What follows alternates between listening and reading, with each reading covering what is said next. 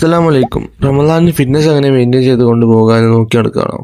എങ്കിൽ ഞാൻ കാണിച്ചു തരാം. So welcome, this is day 9. അങ്ങനെ നമ്മൾ എണീച്ച് ഫുഡ് കഴിച്ചിട്ട് പിന്നെ ഒന്ന് കിടന്ന് നമ്മൾ കോളേജിലെത്തി. കോളേജിൽ കുറച്ച് നേരം അങ്ങനെ ടൈമൊക്കെ സ്പെൻഡ് ചെയ്ത് വെറുതെ അങ്ങനെ കുത്തിയിരുന്നു. പിന്നെ അതിന് ശേഷം ചെക്കനാരോ മോട്ടർ ആക്കുന്നുണ്ട്. നോമ്പെടുത്തണെന്നാ പറഞ്ഞ, ഫേക്കാണോ ശരിയാണോന്നൊന്നും അറിയില്ല.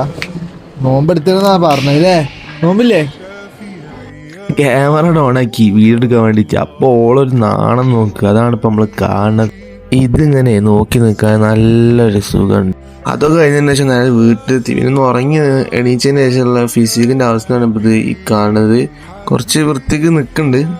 അങ്ങനെ എല്ലാം കഴിഞ്ഞതിന് ശേഷം നമ്മൾ നോമ്പെടുക്കാൻ ടൈമായി. അത് കഴിഞ്ഞ് നമ്മൾ നേരെ നിസ്കരിച്ചിട്ട് നമ്മൾ നേരെ വർക്കൗട്ട് ചെയ്യാൻ പോയി. അപ്പം ഇന്ന് ട്രൈസും ബൈസും നിൽക്കാൻ. അപ്പം നമ്മൾ ട്രൈസിന് 3 വർക്കൗട്ട് ചെയ്തിട്ടുണ്ട്, പിന്നെ ബൈസിനും 3 വർക്കൗട്ട് ചെയ്തിട്ടുണ്ട്. അത്യാവശ്യം നമുക്ക് ആംസൊക്കെ അത്യാവശ്യം പമ്പ് കിട്ടിയിട്ടുണ്ട്.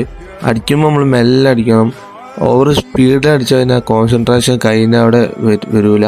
നമ്മൾ ചെക്കനെ കടിക്കണുണ്ടല്ലേ, ഇതേപോലെ അടിക്കണം. അതാണ് കളി. അങ്ങനെ നമ്മൾ വർക്കൗട്ടെല്ലാം കഴിഞ്ഞിട്ടുണ്ട്. പിന്നെ നമ്മൾ പോസ് ചെയ്ത് വെക്കാണ്. നമ്മൾ ശരിക്കും ഇപ്പോൾ വർക്കൗട്ട് ചെയ്ത് കഴിഞ്ഞാൽ ആ വർക്കൗട്ടിന് ശേഷം തന്നെ നമ്മൾ പോസ് ചെയ്ത് വെക്കണം. അങ്ങനെ പോസിങ് ആണ് നമ്മളെ ബോഡിൻ്റെ ഒരു സ്ട്രക്ചർ തന്നെ മാറ്റിയിട്ട്. അതിൻ്റെ ചെക്കന്മാരപ്പോൾ ഒന്ന് കല്ലുമക്കായ തിന്നാൻ പോയി. ഓൾക്ക് പൂതി ഉണ്ടായിരുന്നപ്പോൾ നമ്മളൊന്ന് പോയി കൊടുത്ത് കഷ്ണം കടിച്ച്, അത്രേ ഉള്ളൂ. പിന്നെ എൻ്റെ വീട്ടിലെത്തി ഫുഡ് കഴിച്ച് പിന്നെ കിടക്കാനുള്ള തിരക്കിലായിന്. അങ്ങനെ കിടന്ന്, അത്രേ ഉള്ളൂ. അസ്സലാമു അലൈക്കും, ഗുഡ് നൈറ്റ്.